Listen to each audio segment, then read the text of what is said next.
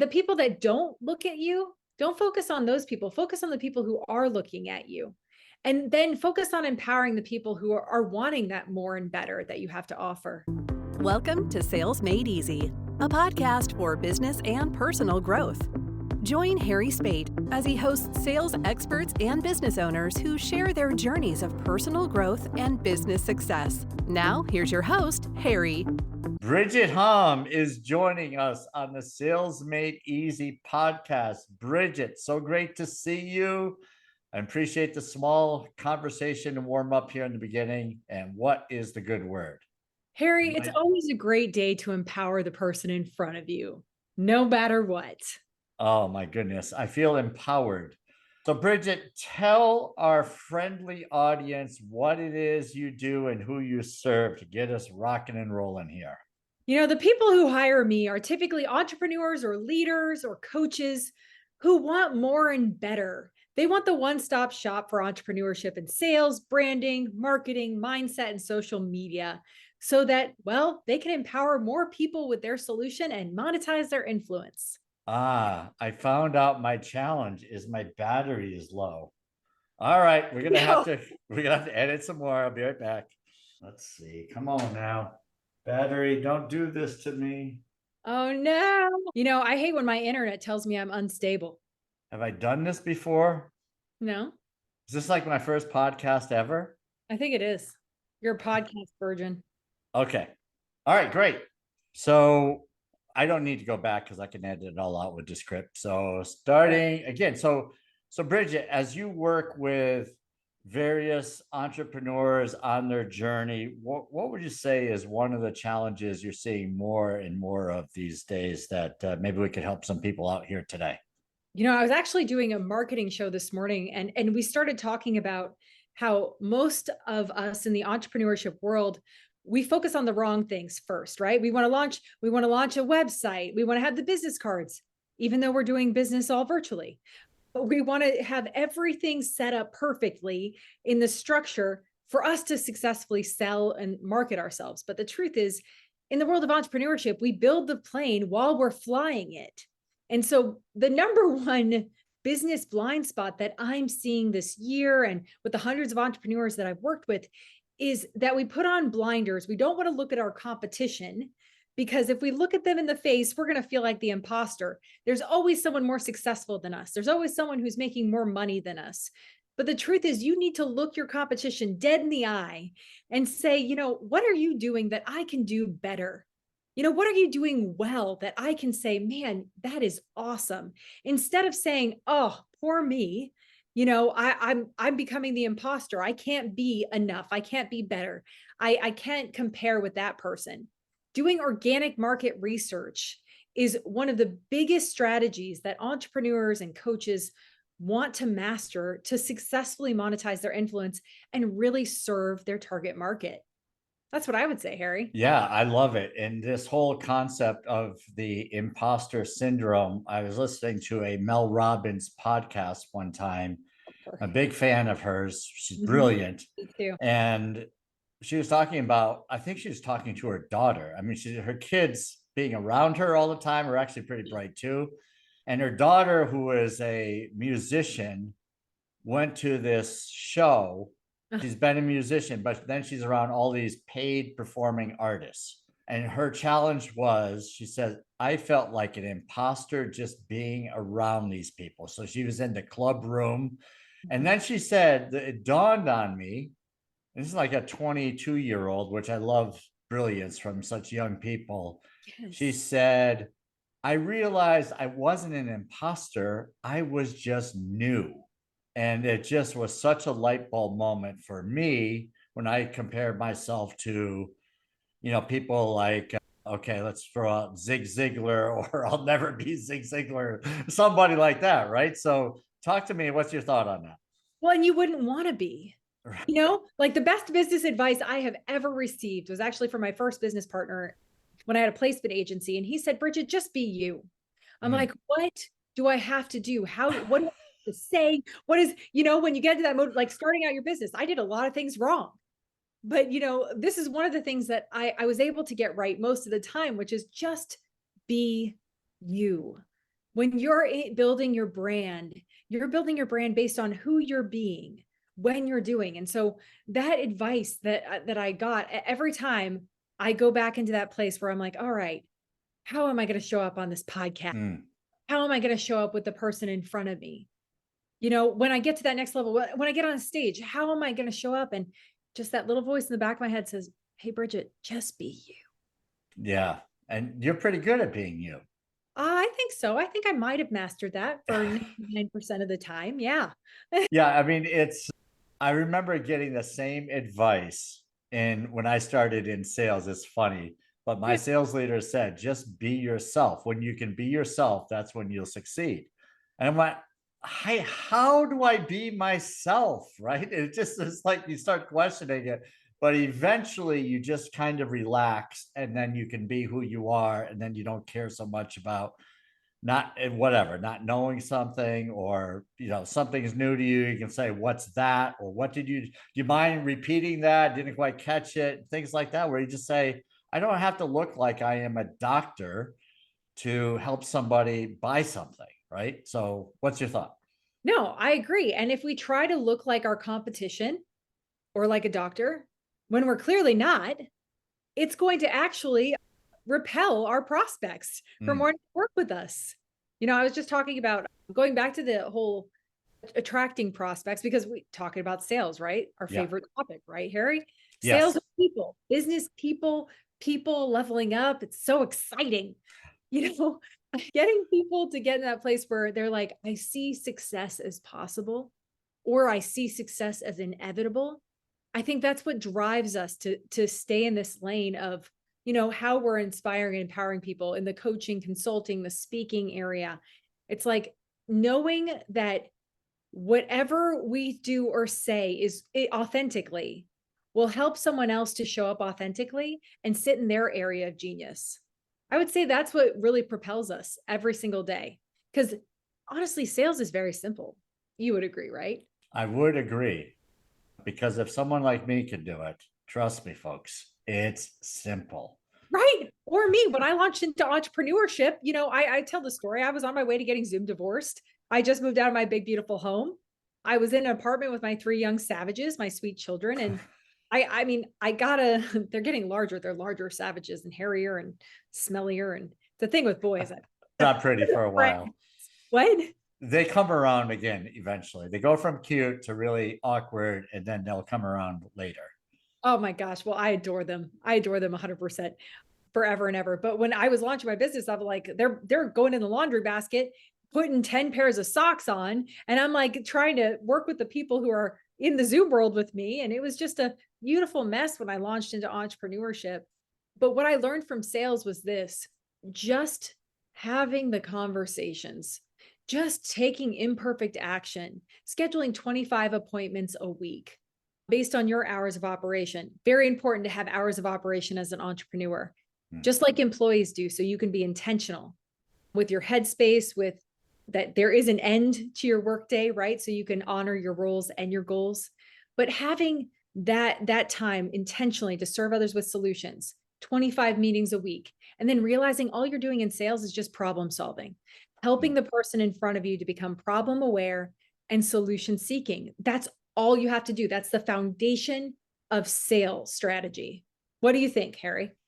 I so love it. And if people are not problem aware, no matter how great your product is, there's nothing magical that you can say that's going to get them to buy, because they don't need you in their mind. And if they don't need you, there's no point in trying to put the pressure and trying to close them. So I love it.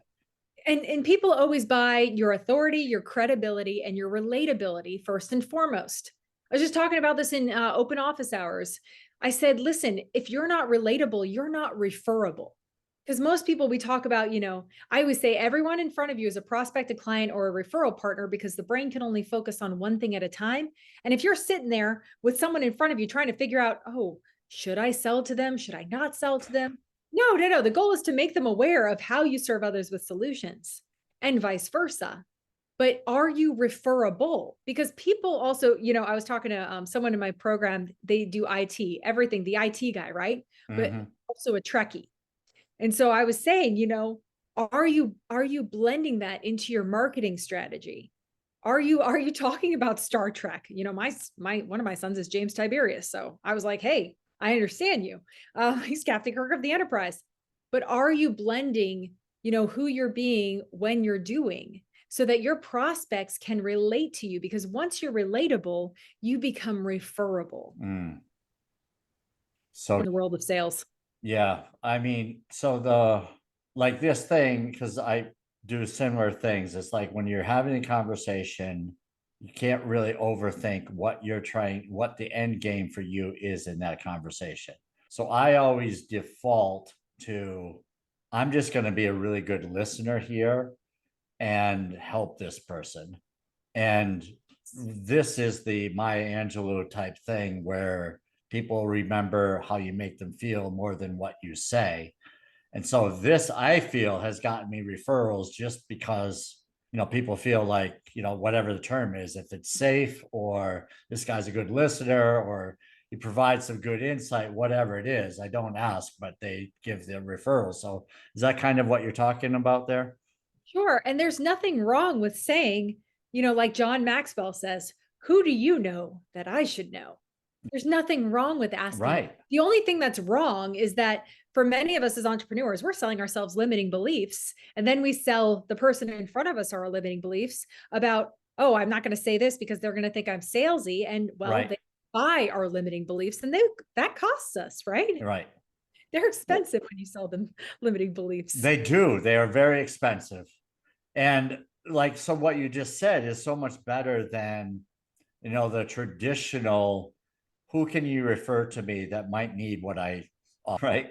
Instead of who should I know? And then it just leaves the door open for the person to interpret that. Yes, the goal is to create an experience with the person in front of you. You know, Conversations create clients and closings. But I will say consistent content creates curiosity. So when you're marketing, you want to be utilizing something like social media platforms so that you're visible, because when you're visible on social media platforms where everyone's scrolling in Mm, between talking to clients, in between, coaching their teams, etc., right? They're yeah. scrolling. So if they can feel like they can relate to you and know you before they hop on your calendar or even have a conversation with you, well, then you're going to get much more, like, hey, DM saying, hey, I'd like to talk to you, because it's going to be easy. They feel like they already know you and like you. Exactly. And this is where this whole thing that we are talking before about the imposter thought is that you already have people liking you. You already Mm. have new friends, and there's a whole nother community of people that aren't even commenting or liking your posts. So if you have people, whatever, if you get 500 views on something on LinkedIn and you've got 4 comments and 7 likes, well, does that mean the other 89 people don't like you? Or they're just not going to raise their hand and say, I like this guy's post or this gal's post or something like that. So it's really a lot bigger than we might think. Well, a couple of thoughts actually. Social media LinkedIn guru was telling me that only 4% of the billions of people on LinkedIn post, only 4%. Mm. So LinkedIn is really the next hotbed for prospecting, for LinkedIn ads, similar to Facebook ads. But the other component I love about LinkedIn community, I love my LinkedIn community, Mm. that they're all go-getters who are focused on personal development and professional success. And it's like, what the conversation you're getting into because it's going to be real, authentic, and we're all in the growth mindset. So I would say the people that don't look at you, don't focus on those people. Focus on the people who are looking at you. And then focus on empowering the people who are wanting that more and better that you have to offer. So true. I just had a conversation with someone today who I've not really had a conversation with. We've been connected for a few years. And we are in similar circles. We comment on the same posts. And then she commented on my post. I'm like, why? I scratch my head sometimes. Like, what am I thinking? I don't know really hardly anything about this person other than we have similar interests. So of course it was a stellar conversation, Oh, right? Once you do this. So let's go back. I'm trying to stay on track, but my mind is going a lot of different directions, which is pretty normal for me. But you brought up this going to other people's websites, right? Competitive websites. What would someone do, like, who is just kind of uncomfortable, like they're spying? It's like, I don't want to copy this person. They're going to find out I'm even more of an imposter. So walk me through maybe what someone could do to kind of get over that and take the steps they need to take when they do it. well, understanding the role of organic market research to monetize your influence, putting those two things together. Most entrepreneurs say, I don't know how to create contact or content. I don't know how Mhm. to prospecting conversations. I don't know how to become the authority on my area of expertise, right? Because if you want to make an impact and bring in an income, you really want to represent the authority in your industry. So, for example, I was talking to a mindset coach, and I do mindset coaching as well. But I was talking to her and I said, who are, according to Google, go on the Google and search the top mindset coaches.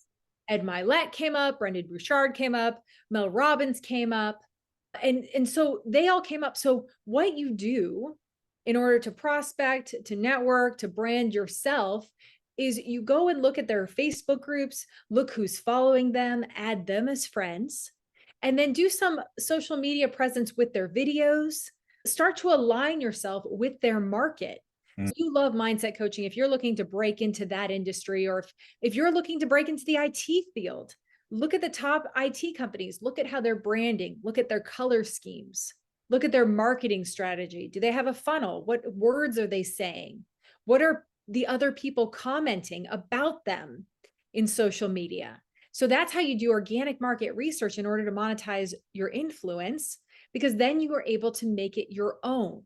Does that make sense? Yeah, I'm really liking this. I'm going to give you an example. I have a friend who does stuff that's similar to me. He's been doing it for longer, Are you friend? and Is this a it's a friend? make believe friend. It's a make believe friend. I Okay, have, and she may have 3 boys, and she may be in coaching. I'm not talking all about me. right, okay. I have been to your website. It's beautiful, by the way. It's red and black, I think, if I recall. Red, black, and white. All right, so this person uses this word throughout their marketing. Mhm. And the word is, I don't even want to tell you what the word is, because they're gonna listen to this Oh, podcast. They're gonna say, you've been spying on me. The word is trust. okay. Okay. So you might have heard know, like, and trust, things like that, right? Trust comes up quite a bit in sales. And I was staying away from the word because I didn't want to look like I was taking from the person. You can't copyright the word trust. I know it's Come on now. silly, isn't it? It's just like, come on, Harry.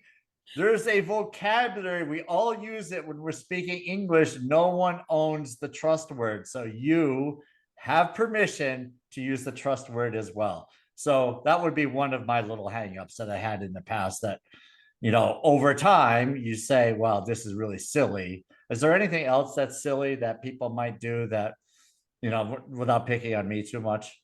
Well, actually, it was beautiful what you said because it was relatable. Oftentimes we look at what other people are doing in our industry and we say, oh, we can't use that word. It's a generic word. Trust is a generic word, but you're attaching it to a program in your headspace. You're walking through a whole bunch more data and information about this person's website and comparing it and trying to, you're all in their brand versus stepping out of their brand and stepping into your own. So you want to ask yourself, even on paper, how can I apply the word trust? What's important about that word trust? And how would I apply it to the people that I want to be known for? I always say, when it comes to branding yourself, you will only be known for one thing. So what do you want to be known for? I want to be known for empowered entrepreneurship. And it's something I can never run out of gas talking about. I will literally, until the cows come home, I could talk about every aspect of entrepreneurship and the beauty and the freedom and the limitless potential in entrepreneurship. So you always want, when you're in a place where you're a startup entrepreneur or you're rebranding, because that's what we do, as entrepreneurs, we rebrand. Ask yourself again, what do I want to be known for in the target market? What do I want to be the authority on? How often does one think about rebranding or pivoting or repositioning? What's normal, would you say? I would say I notice organic market shifts every 3 to 6 months based on what people want. I notice that because you always want to have your finger on the pulse of the industry changes. As an entrepreneur, as a coach, you want to see how it's shifting. Typically in the new year, like for example, I was in a networking group and there was a poll on what do people want to focus on in the new year.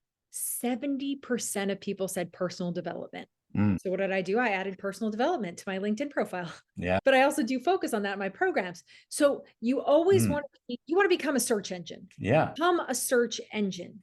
And then you'll never run out of content to create. You'll never run out of new prospects to meet because you're constantly evolving because your business is based on you. So your business will continue to evolve. It's not something like a stop button, like every 3 months, I'm going to rebrand. It's a constant evolution of business growth based on your organic market research. Yeah. I'm just thinking as you say this, is that one is constantly being aware of what's going on in the marketplace. So it'd be kind of silly just to say, well, I'm good for the next several months because I saw something today. I made an edit and now I'm good and I can reevaluate in 6 months or whatever. But things are changing constantly. So just being in tune with that allows the flexibility. I see that you want to say something, so go. Anytime that we share together, Harry, I want you to know you're one of my favorite podcasters. Awesome. I'm saying Likewise. that Very really, easy to, yeah, good banter. but gosh, I totally got stuck on just enjoying your presence. But when it comes to entrepreneurship, what did you say before this? I have to go Well, back. we were talking about switching every few months and not having a pulse on what's going on around you. Right. Okay. And you said that I got it. okay. I lost it for a second. Yeah. It's, I could say, I want to focus on mindset today. Mm. Say, I want to focus on sales strategy today. But then when I look at what entrepreneurs are seeking, if I go in Google and say, what do entrepreneurs want to focus on today in 2024 right now?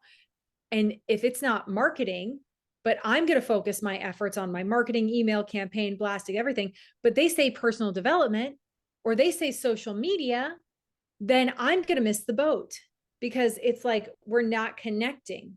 So it's not really about what I would like to focus on. It's always about the person in front of me. What do they want to focus on?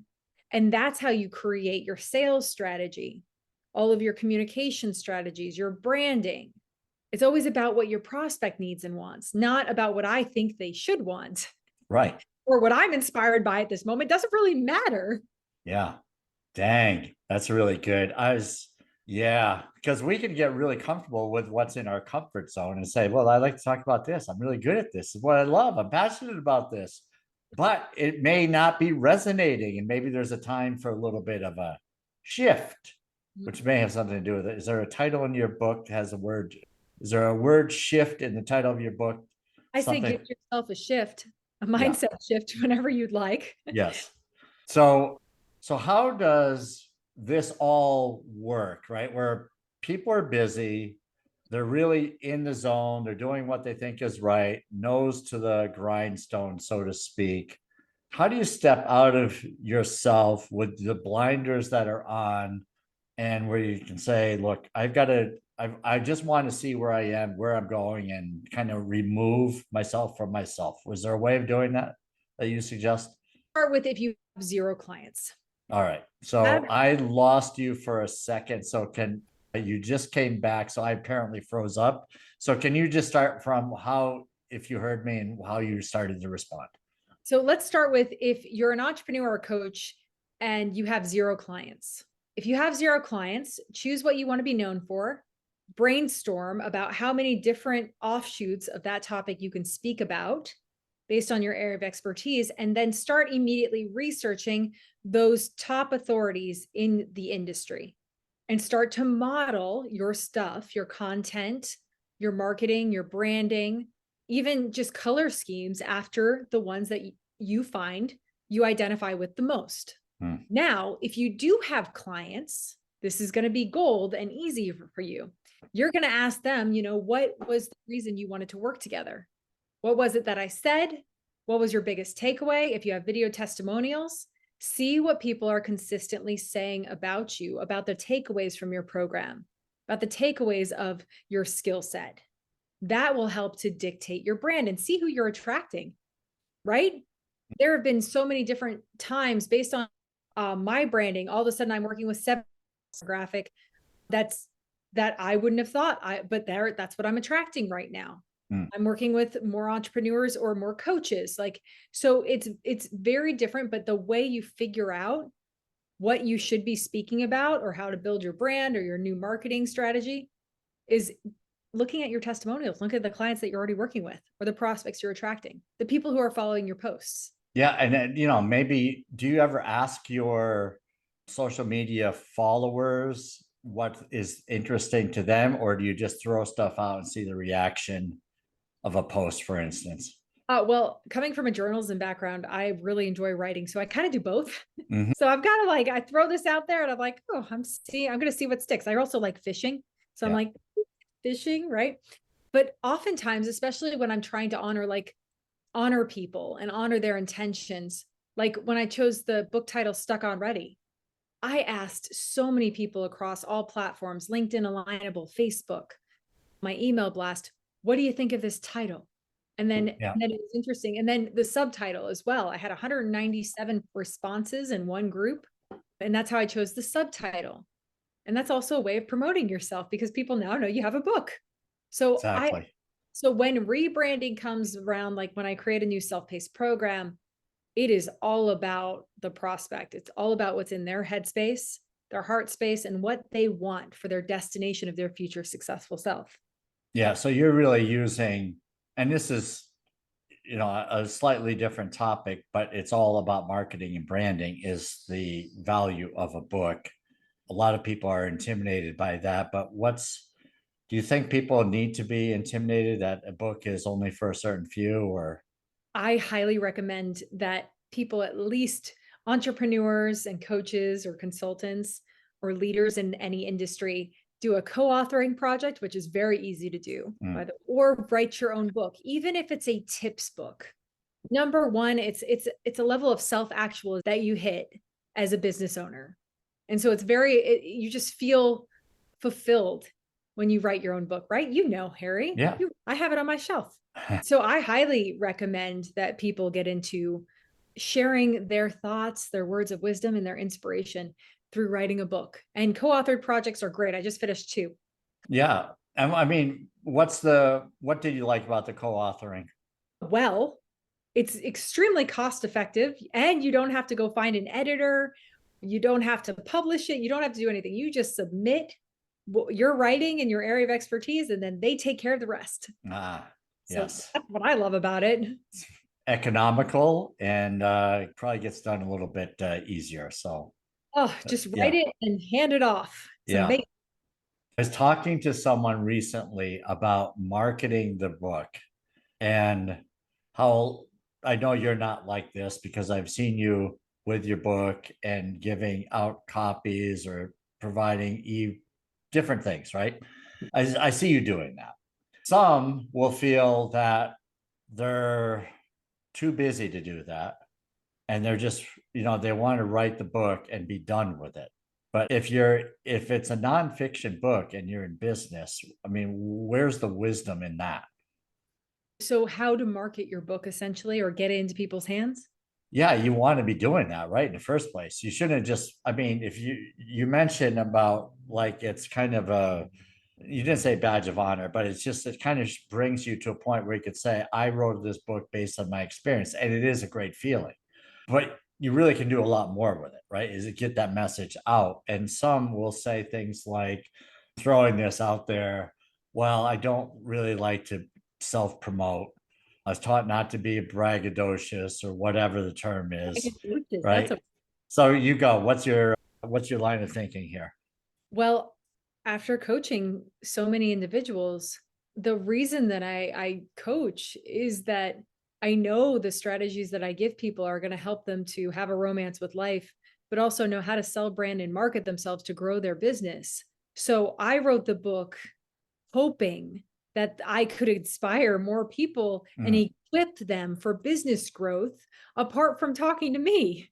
So I get really amped up about like, oh, you should look at the law of deservability in this book, or go to how to talk about closing, always be closing. Like, let me show you a different way of thinking about this, because what like gets me more excited than anything is when an entrepreneur looks at me and says, hey, look at, I started working with, 2 clients, 5 clients, 10 clients, and says like, I did it, Bridget. I did it. Like, I'm actually able to monetize my influence, which is self-actualization as an entrepreneur.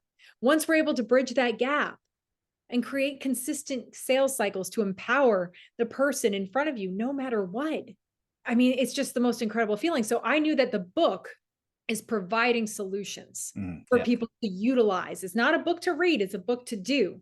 So the more hands that I can get on that book and practicing those strategies, I know they'll become an empowerment generator, and they'll start creating that culture of connectivity around them. Yeah. And do you ever feel like the world is going to get tired of Bridget Hom with all of the stuff that you're publishing and producing and the videos that you're creating? Does that ever even cross your mind? Well, I don't think about myself that often, Harry. Like, that's my first thought. I don't really think about myself that often. Even when I'm working with someone, I'm not thinking about it as my solution that's going to help them. I'm not thinking about it as me, Bridget Hom, helping them. I am just all in their problem and knowing what the solution is, and I get to be the bringer of that solution. So now I don't think, and I'm constantly focusing on what do people need next? Like, so I'm constantly having conversations, figuring out what speaks to people. So I hope that. Yeah, I think it's a great answer. I mean, not that I'm judging your answers because they're all great, but for someone like me who used to think similarly, similarly, I would say, well, I'm even sick of looking at myself. And so I would slow down on social media. There's a little self-deprecation there, but I realized that if I was selling Harry Spate and I was Jim Smith, it'd be real easy for me to sell Harry Spate because that guy's lived it. He's been there. He knows his stuff. The issue I had was Harry Spate selling Harry Spate is, oh, that's all self-promotion. So removing myself from myself there, realized that I wasn't self-promoting. I was promoting a solution to people's problems, not promoting this persona. It's here, your problems can be solved. You can live a better life. That's a lot easier to promote than, oh my God, people are going to get tired of me because I'm promoting myself again. It's not even a thought anymore. It used to be though. No. Did you ever have that? That's funny. It's probably at some point, Harry, for sure. I think that's start of when you start selling yourself, especially as a coach or a product message or service, it's easy to feel like you're in that setting. Nowadays, absolutely not. I don't even see myself. I see the power lies in the connection between someone's problem and the solution that I'm offering them. And I know the way I could deliver it and the power in the delivery, and that person's going to get it. So that's where I get inside. Like, that's where I go. It's not that Bridget Hom's giving the solution. It's funny even saying that, to be honest. I don't think like that. I'm just, when I do a video, I am thinking of the person who's watching it. I'm thinking of the struggling entrepreneur who was an employee, who doesn't know how to make ends meet. I'm thinking about the coach who desperately wants to help people and has an amazing message, but they don't know how to sell, brand, and market themselves. Like, that's what I'm thinking of. Whenever I create a video or content, I'm thinking about you. I'm thinking about the person watching it and how I want you to feel and think and believe about yourself. And that's why I never run out, because I'm never thinking about myself at all. It's not a thing. Right. Yeah. I think this is, well, we get there. I get there. I've got there. I feel. I remember someone recently said, how do you come up with all of this content? It's like, I don't know. It's It's part of living. It's there. It's like everything that we do in life can be easily be content for me, but it wasn't always the case. No, it's Yeah. practice. Yeah. Sales is like a muscle. Like if Yeah. I go to the gym tomorrow and expect to lift the heavy weights that my husband's lifting, it's not going to happen. Mm. You've got to practice sales every single day to grow that muscle till it becomes a natural awareness for you. And it becomes natural for you to have someone in front of you become problem aware and solution seeking. And it just is second nature. Mm. That's where you want to get as an entrepreneur. Problem aware, And solution seeking. Yes. So freaking awesome. So that means you have to have meetings with people. Yeah. Right. Yeah. Right. So just take this. I'm not a good closer. I have a lot of conversations. I'm not a good closer. If I said that to you, what would be the first thing that you would pick up on if I said I'm not a good closer? Well, I pick up on first, you said you're having a lot of conversations. So yes. Awesome. Second thing, I would ask you what part in the conversation do you get stuck? Yeah.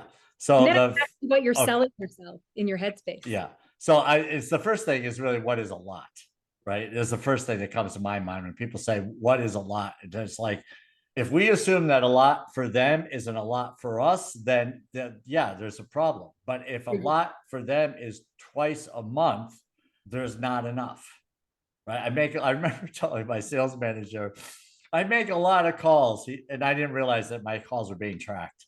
And he pulls out this report and he says, we're tracking your calls. Do you want to change your answer? I'm like, no, I'm good. He says, how many calls do you think you made this week? And I said, I don't know, 100, 150. He says, how's 22 sound? I'm like, that cannot be my number. Oh, funny because, it's because what we're listening to, the mental chatter inside our headspace. And so oftentimes we get exhausted or overwhelmed or burnt out because of the mental team that we've hired. And so you feel, and I always say, feelings aren't your friends in business growth. You feel like you've made a lot of calls. You feel like you've put in the work. You feel like you're doing your best effort. But the truth is, until we actually look, quiet the noise, pause with a purpose, and write down exactly what we're actually doing, or have a real raw conversation with ourselves, and maybe with someone who can help, figure that out. Say, like, get some clarity, right? Exactly. There might be a coach or two available. Well, exactly. And most coaches offer a 30-minute call. They do. Most of them do for prospecting, but also, just to empower, like, anyone who's been on a call with me, I will give them as much value, strategies based on where they're at as possible, because I want them to succeed so much. That's just my number one goal. If they want to partner with me and it's in alignment, then we have a conversation. But that's not my number one goal. My number one goal is to show up well and authentically. My number two goal is to empower the person in front of me, no matter what. I could go on for a long time, and I want to. How are you doing for time? It's 3:00. Does your day come to an end here? Yes, I have to go get the children. Yeah. Okay. So this is awesome. All right. So Bridget, this has been phenomenal. I knew it would be. Whenever we get together, it's incredible. Brilliance, just a brilliant light is shining from the mountaintop and is just filling me up with ideas and thoughts, and so much to apply from this podcast. It's been a real blessing to have you on. Harry, I could do podcasts with you daily. You're an exceptional person. Let's do it. We need to do some stuff together. We'll have some fun. It's been a blast. Welcome to Sales Made Easy, a podcast for business and personal growth. Join Harry Spate as he hosts sales experts and business owners who share their journeys of personal growth and business success. Now, here's your host, Harry. Thank you for listening to Sales Made Easy. If you found value in our conversations, please subscribe and leave a review. Our goal is to provide practical strategies for growing your business while staying true to your values. Remember, success in sales is about serving your clients. Serve first, and the selling will follow. Thank you for listening to Sales Made Easy. If you found